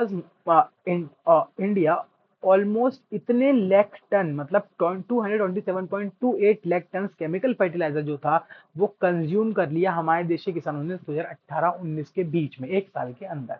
insecticides और पेस्टिसाइड्स की भी जरूरत थी। मतलब HYV टेक्नोलॉजी यूज करने के लिए आपको ये चार चीजें चाहिए थी, तो इन्हें एलिमेंट्स कहा जाता है। HYV सीड्स चाहिए तो वो हमने पढ़ लिया किन किन के आते थे, इन फसलों के आते थे। केमिकल फर्टिलाइजर्स चाहिए होते थे, वो ऊपर ही पड़ गया है। इंसेक्टिसाइड्स और पेस्टिसाइड्स चाहिए होते थे, क्यों? HYV सीड से उगी हुई फसल जो होती थी उसके ऊपर कीड़ा लगने के बहुत ज्यादा चांसेस होते थे। ठीक, तो इसीलिए यहाँ पे लिखा है they are use to protect crop from pest attacks. ये पेस्ट अटैक से क्रॉप्स को बचाते थे। गवर्नमेंट ने इसके लिए क्या किया था? 14 प्लांट प्रोटेक्शन सेंटर्स भी खोले थे। ठीक, इरिगेशन फैसिलिटीज तो हमने पढ़ा भी था, वाटर सप्लाई और ड्रेनेज सिस्टम बहुत बेहतरीन चाहिए था। तो H5 technology need good supply of water, इसे बहुत ही ज्यादा अच्छी पानी की सप्लाई चाहिए होती थी, जिसकी वजह से सरकार ने क्या किया, लॉन्च किए बहुत सारे मेजर और minor irrigation programmes all over the India, पूरे देश में, जिसकी वजह से क्या हुआ, जो लैंड अंडर इरिगेशन थी, मतलब जहां पे इरिगेशन फैसिलिटीज नहीं थी वहां पे भी इरिगेशन फैसिलिटीज पहुंची। और पहले हमारे देश में इरिगेशन फैसिलिटीज खाली 17% जमीन पे थी, वो बढ़ के किस पे पहुंच गई, 45% पे पहुंच गई। इससे एग्रीकल्चर को बहुत फायदा मिला। सक्सेस ऑफ ग्रीन रेवोल्यूशन, अगर ग्रीन रेवोल्यूशन की बात करें तो ग्रीन रेवोल्यूशन दो फेज में चला, फर्स्ट फेज और सेकंड फेज। ठीक, फर्स्ट फेज जो था वो मिड 1960 से मिड 1970 तक चला। फर्स्ट फेज में जो ग्रीन रेवोल्यूशन था वो पंजाब, हरियाणा, वो सॉरी पंजाब, आंध्र प्रदेश, तमिलनाडु की साइड्स में लॉन्च किया गया, क्यों, क्योंकि इन स्टेट्स के पास अच्छी इरिगेशन फैसिलिटीज मौजूद थी। इसके बेनिफिट्स जो थे, लेकिन फर्स्ट स्टेज में खाली वीट क्रॉप्स ग्रोइंग एरियाज की तरफ ही देखने को मिले थे। सेकंड फेज में ये 1970 से 1980 तक चला। ठीक, सेकंड स्टेज में ये और भी बाकी स्टेट्स में हल्के हल्के फैलना शुरू हो गया। गवर्नमेंट क्या कर रही थी, सेकंड स्टेज में लोन प्रोवाइड कर रही थी फार्मर्स को लो इंटरेस्ट रेट पे, ताकि वो लोग जो है, जो टेक्नोलॉजी है उसको परचेज कर सके। इसके अलावा सब्सिडी भी दे रही थी फर्टिलाइजर और पेस्टिसाइड्स के ऊपर। इस सेकंड फेज में इसने ऑलमोस्ट सारी क्रॉप्स को कवर कर लिया था, मतलब हर तरह के क्रॉप्स के सीड्स आना शुरू हो गए थे। Effect of green revolution, green revolution का असर क्या निकला, अटेनिंग मार्केटेबल सरप्लस, मतलब मार्केटेबल सरप्लस, मार्केटेबल सरप्लस का मतलब हो गया, ऐसे समझो जैसे एक किसान है, इसके पास जमीन थी, इसने अपनी जमीन पे राइस उगाई, राइस का प्रोडक्शन हुआ 10,000 किलो। अब जिस साल में कितनी खा लेगा 10,000 किलो में से, मैं कह रहा हूं कितनी खा लेगा, 2,000 किलो खा ली, तब भी तो कितनी बची, 8,000 किलो बची। ये 8,000 किलो का ये क्या करेगा, मार्केट में बेचेगा। तो इसी चीज को जो 8,000 जे बची, यही कहलाता है मार्केटेबल सरप्लस। तो यहाँ क्या लिखा है, पढ़ते हैं। मार्केटेबल सरप्लस का मतलब हो गया वो पार्ट एग्रीकल्चर के प्रोड्यूस का which is sold in market by the farmers, जो फार्मर्स के द्वारा मार्केट में बेचा जाता है after meeting their own consumption requirement, अपनी कंजप्शन रिक्वायरमेंट्स को पूरा करने के बाद, मतलब 10,000 में से 2,000 निकाल लिया, खुद खा लिया, फिर जो बचा वो मार्केट में बेच दिया, इसे कहते हैं मार्केटेबल सरप्लस। तो उस समय पे एक बहुत ही बड़ा पोर्शन राइस का और व्हीट का जो प्रोड्यूस्ड हो रहा था ग्रीन रेवोल्यूशन में, वो फार्मर्स के द्वारा मार्केट में बेचा जा रहा था, जिसकी वजह से राइस और व्हीट के जो प्राइसेस थे वो मार्केट के अंदर बहुत ही तेजी से कम होना शुरू हो गए थे। तो आगे इसका एक पॉइंट भी मिलेगा कि हमें गरीब लोगों को बहुत फायदा हुआ था। Buffer stock of food grains, buffer stock क्या था, तो बफर स्टॉक का मतलब हो गया, सरकार ने क्या कर रखे हैं, बहुत सारे कोल्ड वेयर हाउसेस बना रखे हैं। ठीक, एक तरीके से कोल्ड स्टोरेज बना रखे हैं। इन कोल्ड स्टोरेज में सरकार क्या करती है, हर साल गेहूं, चावल या कुछ सब्जियां वगैरह जो जल्दी खराब नहीं हो सकती, उन्हें स्टोर कर देती है। ठीक, और इनको स्टोर करने के पीछे का पर्पस क्या है, इनको स्टोर करने का पर्पस है पीछे का, कि अगर बाई चांस से कभी भी देश में सूखा पड़ जाए, या अर्थक्वेक वगैरह आ जाए, या फिर कहीं से फ्लड वगैरह आ जाए, कोई भी नेचुरल क्लेमिटी आ जाए, तो इस फूड स्टॉक का इस्तेमाल किया जाता है। सर, अब ये स्टॉक आता कहाँ से है, तो इस स्टॉक को कलेक्ट करने के लिए सरकार ने क्या करा, सरकार ने एक डिपार्टमेंट बनाया जिसका नाम रखा food corporation of India. Food corporation of India क्या करता है, सर, जो फार्मर्स होते हैं, हमारे किसान होते हैं, उनसे हर साल ये जो है सामान स्टॉक एमएसपी पे खरीद लेता है। ठीक, अब हर साल खरीदता है सर, हाँ हर साल खरीदता है। तो सर इसने अब तक बहुत सारा इकट्ठा कर लिया होगा, हाँ कर लिया होगा, लेकिन बेटा ये रिप्लेस भी कर देता है। रिप्लेस कर देने का मतलब फूड कॉर्पोरेशन ऑफ इंडिया करता है, कब तक गेहूं संभाल के रखेगा, 2 या 3 साल के बाद फूड कॉर्पोरेशन ऑफ इंडिया क्या करता है, इन्होंने अपनी कुछ शॉप्स खोल रखी हैं, जिसे हम पब्लिक डिस्ट्रीब्यूशन शॉप्स कहते हैं, सरकारी गल्ले की दुकान, राशन की शॉप्स, जहाँ से गरीब लोग बेचारे हमारे सामान खरीदते हैं। ये उन दुकानों की मदद से ये सामान बेचारा मतलब बेचारे गरीबों में बांट दिया जाता है। ठीक है, तो डिस्ट्रीब्यूट कर दिया जाता है। ठीक, और फिर जब नया आ जाता है तो ये पुराना वाला बेच देते हैं और नया वाला अपनी स्टोरेज में रख लेते हैं। तो इस तरीके से ये चलाते रहते हैं। तो यहाँ लिखा है ग्रीन रेवोल्यूशन की वजह से क्या हुआ, गवर्नमेंट प्रोक्योर कर पाई sufficient amount of food grains to be used as buffer stock के तौर पे इस्तेमाल करने के लिए। ठीक, मतलब ग्रीन रेवोल्यूशन की वजह से क्या हुआ, सरकार ने फूड ग्रेन्स को बफर स्टॉक की तरह रखना शुरू कर दिया ताकि नेचुरल क्लेमिटीज में उनका इस्तेमाल किया जा सके। ठीक, इससे आगे देखते हैं benefits to lower income groups. हमने ऊपर पढ़ा कि एक बहुत ही बड़ा पोर्शन फूड ग्रेन्स का, किसका, राइस का और व्हीट का फार्मर्स के द्वारा मार्केट में बेचा जा रहा था। तो ये भी यहाँ पे लिखा है। ठीक, एज अ रिजल्ट उसकी वजह से क्या हुआ, उनके प्राइजेस कम होना शुरू हो गए। ठीक, that this decline in prices of food grains benefit the lower income group people. इससे जो गरीब लोग थे उन्हें बहुत फायदा मिला। तुमने सुना होगा पहले के टाइम पे जो लोग हुआ करते थे वो बाजरे की, मक्के की, इन सब की रोटी खाया करते थे। आज लोग खाते हैं लेकिन प्रोटीन वगैरह के बेसिस पे खाते हैं, मजबूरी में नहीं खाते। लेकिन पुराने टाइम पे मजबूरी हुआ करती थी क्योंकि उस समय गेहूं बहुत महंगा हुआ करता था और ये चीजें बहुत सस्ती हुआ करती थी। लेकिन आज के टाइम पे गेहूं महंगा हो गया है तो लगभग ये भी महंगी ही है, या फिर उसका सस्ती हो, मुझे आइडिया नहीं। ठीक, तो लोअर इनकम ग्रुप्स के लोगों को बहुत ज्यादा फायदा हुआ। मतलब जो गेहूं की रोटी थी वो देश के घर घर की थाली में पहुंच पाई। अगला क्या हुआ, इंक्रीज इन क्रॉप प्रोडक्टिविटी। जो क्रॉप प्रोडक्टिविटी थी वो भी बहुत ज्यादा बढ़ गई। तो यहाँ लिखा है कितनी बढ़ गई। अगर हम बात करें जो प्रोडक्टिविटी थी वीट की 1950 या 51 में 660 केजी थी एक हेक्टेयर की जमीन पे, और राइस की कितनी थी, 665 थी एक हेक्टेयर की जमीन पे। जो कि बढ़ के कितनी हो गई, इतनी हो गई। मतलब वीट की अगर हम बात करें तो 660 से बढ़ के 3421 हो गई, और राइस की अगर हम बात करें वो बढ़ के कितनी हो गई, 2705 केजी पर हेक्टेयर हो गई। ये डाटा कब का है, ये डाटा 2019-20 का है। और ये वाला डाटा सर कब का है, अगर हम इस डाटा की बात करें तो ये डाटा 1951 का है। ठीक, अगला क्या दे रखा है, shift from subsistence farming to commercial farming. Output बढ़ने की वजह से, भाई ग्रीन रेवोल्यूशन हुआ तो आउटपुट बढ़ा। आउटपुट बढ़ने की वजह से फार्मर्स के पास मार्केटेबल सरप्लस बचना शुरू हुआ, जिसने क्या, किसकी वजह से फार्मर्स ने क्या करना शुरू किया, सब्सटेंस फार्मिंग से एक कमर्शियल फार्मिंग की तरफ शिफ्ट हो गया। मतलब उसे मार्केट में बेचना शुरू किया। अब उन लोगों ने फार्मिंग को एक सब्सटेंस के तौर पे देखना बंद कर दिया था और एक बिजनेस के तौर पे देखना शुरू कर दिया था।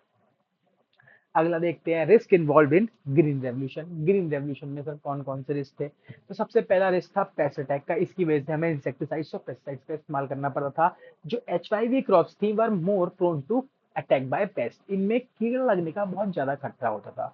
So there was a risk that small farmer को lose everything in a pest attack. तो ये खतरा था कि जो स्मॉल फार्मर्स है वो पेस्ट अटैक में सब कुछ अपना खो सकते हैं, जिसकी वजह से वो लोग पेस्टिसाइड्स वगैरह का इस्तेमाल करते थे। The risk of increasing income inequality. ठीक, इसमें ये रिस्क था क्या ग्रीन रेवोल्यूशन में, कि इसकी वजह से जो डिस्पैरिटीज हैं किसके बीच में, स्मॉल और बिग फार्मर्स के बीच में बढ़ जाएंगी। क्यों, क्योंकि बिग फार्मर्स जो थे वो अफोर्ड कर सकते थे इनपुट्स को जो कि बहुत ज्यादा एक्सपेंसिव थे, जिसकी वजह से जो अमीर थे वो और अमीर हो रहे थे और जो बेचारे गरीब थे वो और गरीब हो रहे थे। अगला लिमिटेड क्रॉप्स। ग्रीन रेवोल्यूशन जो था वो खाली फूड ग्रेन्स तक ही पहुंचा। ठीक, इसके अलावा हमें कोई राइस देखने को नहीं मिला किसमें, पल्सेस में और कमर्शियल क्रॉप्स में, जैसे कि जूट हो गई, कॉटन हो गई या चाय वगैरह हो गई इसके अंदर। Uneven spread. ग्रीन रेवोल्यूशन जो था वो अच्छे से नहीं फैला देश के पूरे कोने कोने तक। ठीक, जो पंजाब, हरियाणा, महाराष्ट्र, तमिलनाडु की स्टेट थी यहाँ पे तो एक रिमार्केबल इम्पैक्ट देखने को मिला, मतलब सक्सेसफुल था।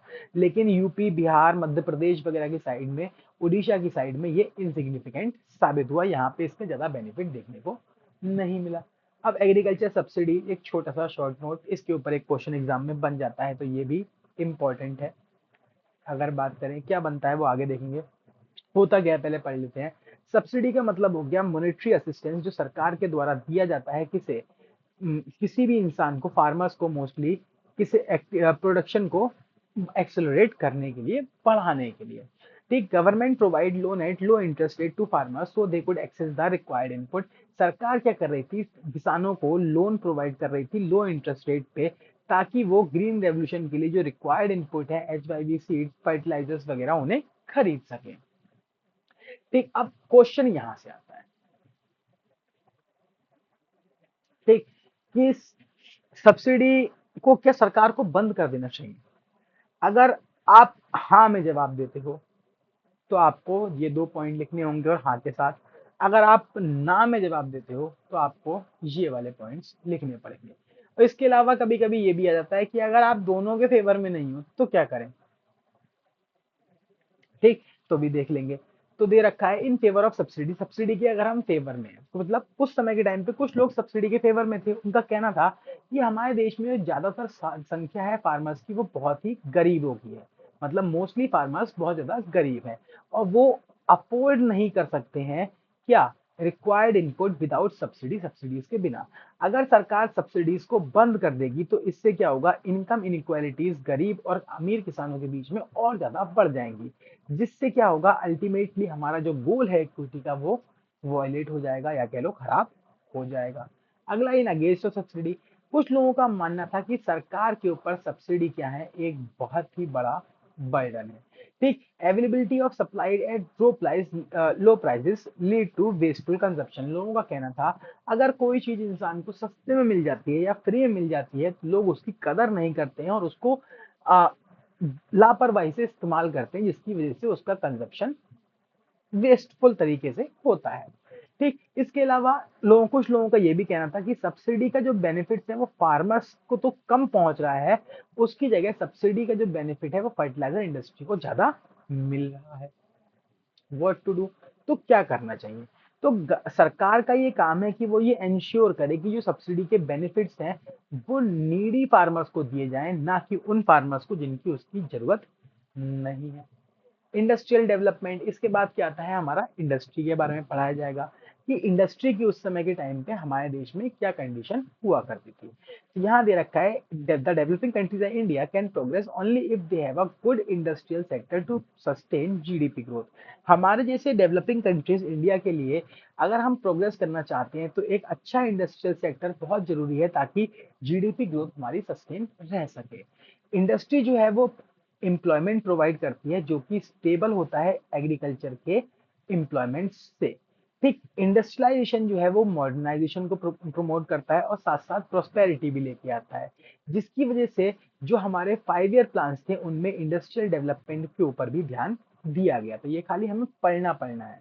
ठीक, ये वाला पेज आपको खाली रीड करना है, इसमें कुछ रटना नहीं है, कहीं रटो बैठ के। तो यहाँ at the time of independence, आजादी के समय पे हमारे देश में मात्र कॉटन और टेक्सटाइल मिल्स ही हुआ करती थी। इन 1947, उस समय 1947 में हमारे पास दो well manage iron and steel firms हुआ करती थी, एक जमशेदपुर में और दूसरी कलकत्ता में। जो प्लानिंग कमीशन था उसे ये रियलाइज हुआ, उसने ये रियलाइज किया क्या, कि इंडस्ट्रियल डेवलपमेंट के लिए एक बहुत ही मजबूत इंफ्रास्ट्रक्चर बेस की जरूरत है और इंफ्रास्ट्रक्चर को बनाने के लिए हमें सरकार को बहुत बड़ी इन्वेस्टमेंट करने की जरूरत है। अब ये इन्वेस्टमेंट जो थी वो खाली सरकार ही कर सकती थी, क्योंकि प्राइवेट सेक्टर के बस की उस समय ये बात थी नहीं। प्राइवेट सेक्टर के नाम पे देश में थे कौन, टाटा बिरला वगैरह थे। तो अब पढ़ लेते हैं role of private sector for in industrial development, मतलब सरकार ने क्या रोल प्ले किया इंडस्ट्रियल सेक्टर के डेवलपमेंट में। तो ये भी इंपॉर्टेंट है, ये भी पूछ लिया जाता है। किस नाम से, ये इस नाम से पूछा जाता है, reasons for which government decide this, मतलब सरकार ने जो है क्यों फैसला लिया कि पब्लिक सेक्टर के थ्रू हम इंडस्ट्रियलाइजेशन करेंगे, मतलब सरकार ने सारी इंडस्ट्रीज खुद खोलने का ही फैसला क्यों लिया। तो उसके पीछे कई रीजंस थे। पहला, जैसे कि शॉर्टेज ऑफ कैपिटल। ठीक, आजादी के समय पे टाटा और बिरला ही हमारे देश में दो वेल नोन प्राइवेट एंटरप्रेन्योर थे। एज अ रिजल्ट, जिसकी वजह से गवर्नमेंट को जो है खुद ही इंडस्ट्रियल इन्वेस्टमेंट करनी पड़ी पब्लिक सेक्टर अंडरटेकिंग्स की मदद से, जो कि इन दोनों के बस की भी इतना मोटा इन्वेस्टमेंट करना नहीं थी। ये भी पूरे देश में हर गांव में हर शहर में फैक्ट्री नहीं खोल सकते थे। Lack of incentive for private sector, इसके अलावा इंसेंटिव नहीं था, मतलब प्राइवेट सेक्टर को एक तरीके से मोटिवेशन ही नहीं मिल रहा था बिजनेस करने का। ठीक, तो ये बहुत बड़ी समस्या थी। Indian market was not big enough to encourage private industrialist, to undertake major projects even if they have the capital to do so. मतलब इंडियन मार्केट में वो बात ही नहीं थी, कह लो, या वो जज्बा ही नहीं था, वो डिमांड ही नहीं थी हमारे मार्केट में जो प्राइवेट एंटरप्रेन्योर्स को एक तरीके से एनकरेज कर सके कि वो हमारे देश में पैसा इन्वेस्ट करें। अगर उनके पास था वो तब भी इन्वेस्ट नहीं करना चाह रहे थे। अगला, ऑब्जेक्टिव ऑफ सोशल वेलफेयर। जो सोशल वेलफेयर और इक्विटी का ऑब्जेक्टिव था गवर्नमेंट का, वो खाली तभी अचीव किया जा सकता है जब सरकार खुद इंडस्ट्रियलाइजेशन के प्रोसेस में आगे बढ़ के आए। क्योंकि प्राइवेट सेक्टर जो था वो तो भाई ऑब्वियस सी बात है प्रॉफिट मैक्सिमाइजेशन के लिए काम करता है, वो सोशल वेलफेयर के लिए या इक्विटी के लिए क्यों काम करेगा, है ना। तुम्हारा पैसा लगा होगा, हमारा पैसा लगा होगा, हम लोग भी जो है अपने प्रॉफिट के बारे में ज्यादा सोचेंगे। एक सोशल रिस्पॉन्सिबिलिटी की बात है, लेकिन वो भी एक लिमिट तक होती है बिजनेस की, लेकिन मेन मोटिव जो होता है वो प्रॉफिट मैक्सिमाइजेशन ही होता है, प्रॉफिट ही होता है, क्योंकि उसके बिना बिजनेस सर्वाइव कर ही नहीं सकता। इंडस्ट्रियल पॉलिसी रेजोल्यूशन 1956, उसके बाद क्या हुआ, 1956 में सरकार ने एक नई इंडस्ट्रियल पॉलिसी लागू करी थी। यहाँ दे भी रखा है, सबसे पहली इंडस्ट्रियल पॉलिसी 1948 के अंदर लाई थी। ठीक। आप इस पॉलिसी के बाद इंडियन इकोनॉमी ने बहुत सारे इकोनॉमिकल और पॉलिटिकल चेंजेस देखे। विच showed the need of A fresh industrial policy. इसकी वजह से एक नई इंडस्ट्रियल पॉलिसी की जरूरत थी। तो 30 अप्रैल 1956 को 1956 को एक second industrial policy resolution pass किया गया और अडॉप्ट किया गया इंडिया के अंदर। अब इसके अंदर था क्या, इसके अंदर कई चीजें थी। सबसे पहला हमारा क्लासिफिकेशन ऑफ इंडस्ट्रीज। ठीक। इस according to industrial policy resolution, industrial policy resolution के अकॉर्डिंग जो इंडस्ट्रीज थी उन्हें शेड्यूल ए, शेड्यूल बी और शेड्यूल सी में क्लासिफाई कर दिया गया। अब इनमें क्या था सर, शेड्यूल ए जो थी वो फर्स्ट कैटेगरी थी जिसके अंदर खाली वो इंडस्ट्रीज रखी गई जो कि ओन्ड बाय गवर्नमेंट होंगी। उस समय उसमें 17 इंडस्ट्रीज को इंक्लूड किया गया था, जैसे कि ammunition, railway, aircraft, shipping, atomic energy. बाद में इन्हें कम कर दिया गया 1990 में, वो हमें आगे पढ़ने को मिलेगा। ठीक। शेड्यूल बी में क्या हुआ, इन दिस सेक्टर, इस सेक्टर के अंदर 12 इंडस्ट्रीज को रखा गया जो कि प्रोग्रेसिवली ओन की जाएंगी गवर्नमेंट के द्वारा, मतलब सेमी गवर्नमेंट इंडस्ट्रीज आप कह सकते हो। जिसके, और वो भी सेमी गवर्नमेंट में कौन सी, जिसके अंदर सरकार का हिस्सा 51% से ज्यादा होगा। ठीक। इसमें कौन कौन सी थी, एल्युमिनियम, माइनिंग इंडस्ट्री, फर्टिलाइजर वगैरह आती थी। यहां लिखा भी है कि इन्हें सेमी गवर्नमेंट कहा जाता था। शेड्यूल सी के अंदर बाकी जितनी भी रिमेनिंग इंडस्ट्री थी जो कि private own by public sector नहीं है, यहाँ पे तो इसे काट लेना, प्राइवेट सेक्टर कर लेना, own by private sector own करता था।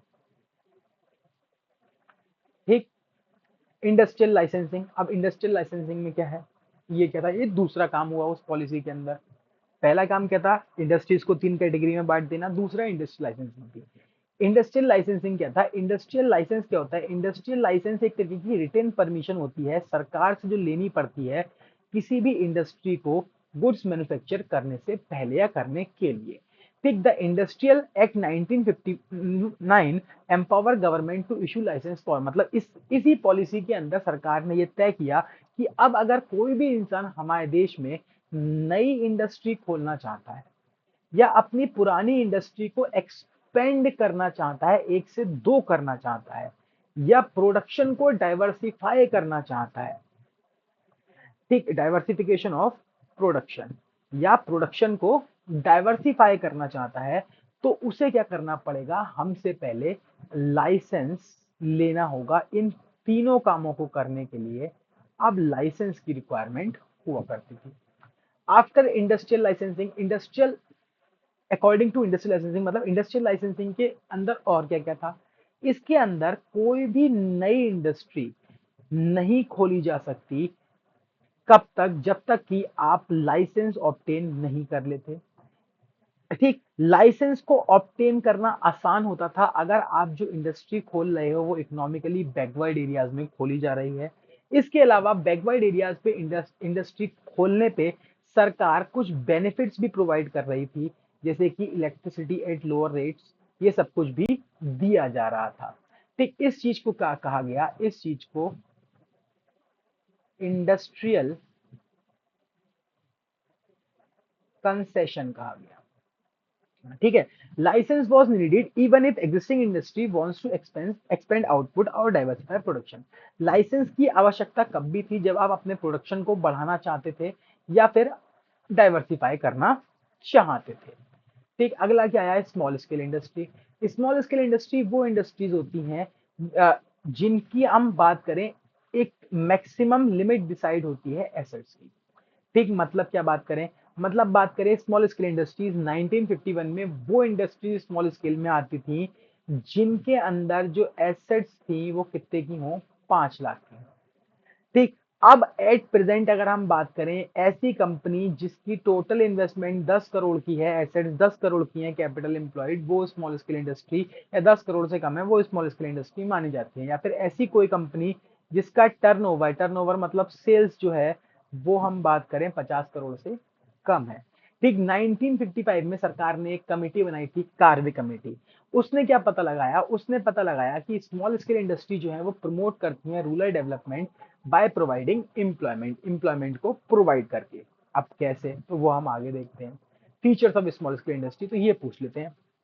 तो employment generation, small scale industry जो होती है वो लेबर इंटेंसिव होती है, therefore they generate employment more than large scale industry. मतलब लार्ज स्केल इंडस्ट्री पे ऑब्वियस सी बात है भाई, पैसा बहुत होता है, तो वो लोग ज्यादातर मशीन्स का इस्तेमाल करते हैं प्रोडक्शन करने के लिए। लेकिन स्मॉल स्केल इंडस्ट्रीज पे फंड्स की कमी होती है, जिसकी वजह से लेबर को हायर करते हैं और इससे एम्प्लॉयमेंट जनरेशन होता है। अगला, नीड फॉर प्रोटेक्शन।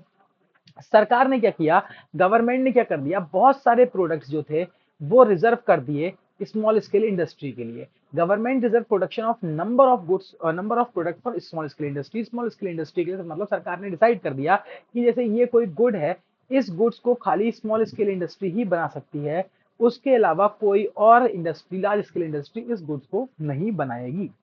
ठीक, वेरियस कंसेशन या सब्सिडी अगर हम बात करें, स्मॉल स्केल इंडस्ट्रीज को कुछ कंसेशन भी दिए गए, जैसे कि lower excise duty, bank loan at lower rates, ये सब जो है कंसेशन सब्सिडी वगैरह दी गई। लोकेशन फ्लेक्सिबिलिटी, ये भी एक इसका फीचर होता है। कैसे, जो लार्ज स्केल इंडस्ट्रीज होती हैं अगर बात करें, वो जनरली स्टैब्लिश होती हैं close to the source of raw material, जहां से उन्हें रॉ मटेरियल आसानी से मिल जाता है। क्यों, क्योंकि उनकी रॉ मटेरियल की रिक्वायरमेंट जो होती है वो बहुत ज्यादा हाई होती है। लेकिन स्मॉल स्केल इंडस्ट्रीज की रॉ मटेरियल की रिक्वायरमेंट इतनी ज्यादा हाई नहीं होती है, जिसकी वजह से ये लोकेशन फ्लेक्सिबल होती है, इन्हें कहीं पे भी खोला जा सकता है। अगला, small scale industry. Small scale industry को खोलने के लिए मात्र 1 करोड़ रुपए की जरूरत है, whereas large scale industry needs large investment, जबकि लार्ज स्केल इंडस्ट्री खोलने के लिए हमें ज्यादा इन्वेस्टमेंट की जरूरत है। तो इसलिए हम कह सकते हैं जो स्मॉल स्केल इंडस्ट्री होती है वो प्रमोट करती है equality among different sector of the economy के अलग अलग सेक्टर्स के अंदर। अब इंडस्ट्रियलाइजेशन के कुछ इंपॉर्टेंट पॉइंट्स हैं, मतलब अगर हम बात करें एक तरीके से समरी कह सकते हो, या कह लो वो पॉइंट्स जो ऊपर डिस्कस नहीं हो पाए मेन पॉइंट्स के अंदर। सबसे पहला क्या है, इंडस्ट्रियलाइजेशन का जो फोकस था सरकार ने वो इंपोर्ट सब्स्टिट्यूशन के ऊपर ध्यान में रख के किया था। मतलब हमने पढ़ा था ना सेल्फ रिलायंट का ऑब्जेक्टिव, तो सेल्फ रिलायंट के ऑब्जेक्टिव को ध्यान में रखते हुए सरकार ने इंपोर्ट सब्स्टिट्यूशन की पॉलिसी को फॉलो किया। ये क्या थी, ये आगे भी पढ़ने को मिलेगी, फिर बता देता हूँ।